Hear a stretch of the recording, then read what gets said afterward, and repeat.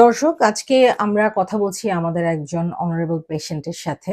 2026-এর জানুয়ারি মাস থেকে আমাদের ক্লিনিক 21-এ এসেছিলেন ওনার প্রবলেম নিয়ে। তো আমি ওনার কাছে প্রথমেই দেখতেই পাচ্ছেন অনেক ফাইলের অনেকগুলো কাগজ। আমি একটু নিজেই বলে দিই, ওনার প্রবলেম ছিল ইরেকটাইল ডিসফাংশনে এবং ইজাকুলেটরি ডিসঅর্ডারও ওনার ছিল। উনি বেশ কিছুক্ষণ মানে লম্বা সময় ধরে উনি আসলে ফিজিক্যাল ইন্টিমেসিতে যেতে পারতেন না। ভাইয়া, প্রথম আপনার আসলে কি কি সমস্যা ফেস করেছিলেন যদি একটু বলতেন। প্রথমে আমার যে ঠিকমতো ইরেকশন হতো না এবং মানে ইজাকুলেশনটাও আপনার দেখা যেত যে অনেক সময় ঠিকমতো হতো না।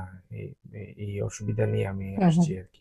ওকে, দেন ইরেকশন আপনি না হওয়া। আমাদের শামীম স্যারকে জি দেখিয়েছিলেন। জি আচ্ছা, আমাদের প্রফেসর ডক্টর সরকার মাহবুব আহমেদ শামীম স্যারকে দেখানোর পরে তিনি আসলে অনেকগুলো চিকিৎসা আপনাকে দিয়েছেন দেখতেই পাচ্ছি, এবং প্রাইমারিলি বোধহয় আপনি 6টা করে নেওয়া শুরু করেছিলেন। জি মরিনোভা এবং মর্নোভা এবং এমসেলা এমসেলা। 6টা করে জি নিয়েছিলেন। আপনার এক্সএইচআরটিও দেখছি অনেকগুলো দেওয়া হয়েছে, মানে আপনার তো তাহলে হরমোনাল ইমব্যালেন্সও ছিল, জি আমার তাই না? হরমোনাল ইমব্যালেন্স ছিল। যে টেস্টের রেজাল্টে প্রথমে যেটা ইস্ট্রোজেন হরমোনটা বেশি ছিল। ইস্ট্রাডিওল হরমোন যেটা আমরা এস্ট্রাডিওল, বলি, হ্যাঁ। জি।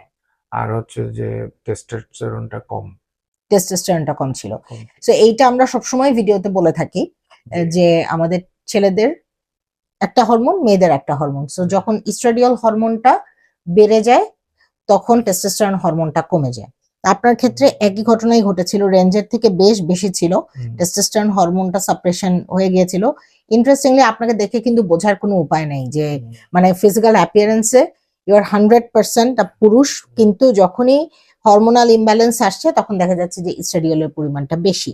তো আস্তে আস্তে ইমপ্রুভ করেছে, রাইট? আপনার এখনকার যে ইস্ট্রাডিওল সেটার পরিমাণটা কমে গেছে, জি একদম রেঞ্জের ভেতরে চলে এসেছে।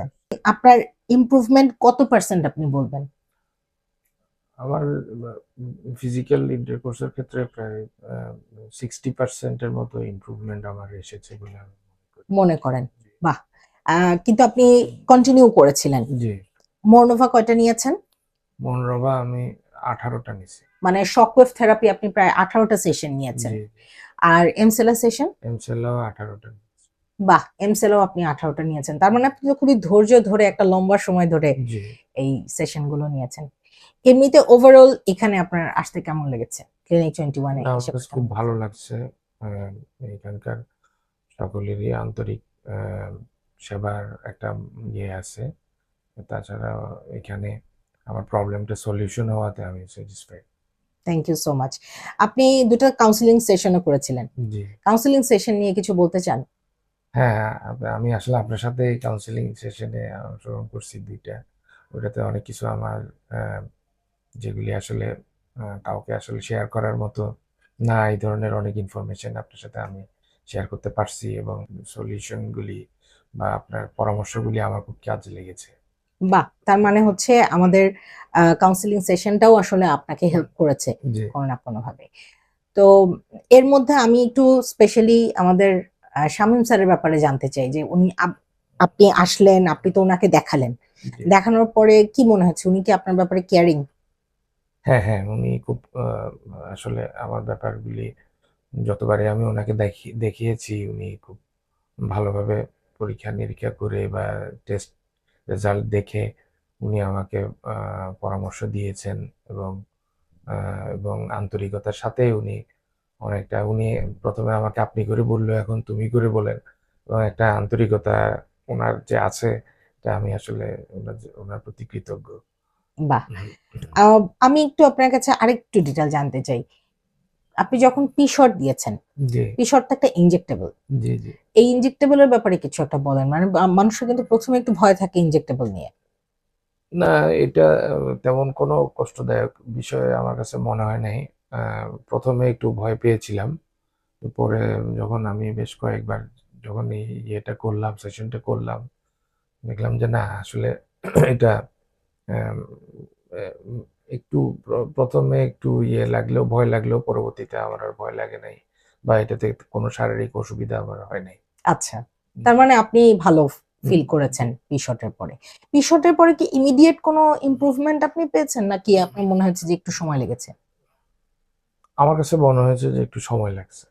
আচ্ছা, সাথে সাথে ইমপ্রুভমেন্ট এটা মনে আসলে সাথে সাথে ইমপ্রুভমেন্ট হওয়ার কথাও না। হ্যাঁ, ইটস নট এ ম্যাজিক। হুম, এটা একটু সময় লাগবে, যেহেতু জি, ইনজেক্টেবল, সো সবার কাছে মনে হয় এটা বোধহয় ইনজেকশন দেওয়ার সাথে সাথেই একটা কোনো ওষুধ দেওয়া হলো সাথে সাথে চেঞ্জ হয়ে যাবে, ব্যাপারটা ওরকম না।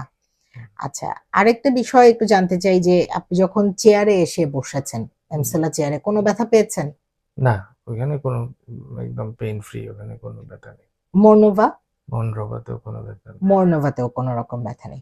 তার মানে পুরো আহ, চিকিৎসার সময়টা ব্যথার চাইতে আপনি মনোযোগ দিয়েছেন বেশি, একটু লম্বা সময় ধরে নিয়েছেন, জি, এবং ইমপ্রুভমেন্টটা যে ধীরে ধীরে করছে বা হচ্ছে এটা আপনি টের পেয়েছেন। জি, জি, এটা আমি বুঝতে পারছি এবং এর ভিতরে আমি উম আ ২-৩ বার আবার টেস্ট করেছি। টেস্টের রেজাল্টও বলছে যে আসলে এটা আস্তে, আস্তে ইমপ্রুভ করছে। হ্যাঁ, বাহ, জি, থ্যাংক ইউ সো মাচ। জি। আপনাকে এই এত সুন্দর একটা রিভিউ দেওয়ার জন্য অনেক অনেক ধন্যবাদ। আপনাকেও ধন্যবাদ।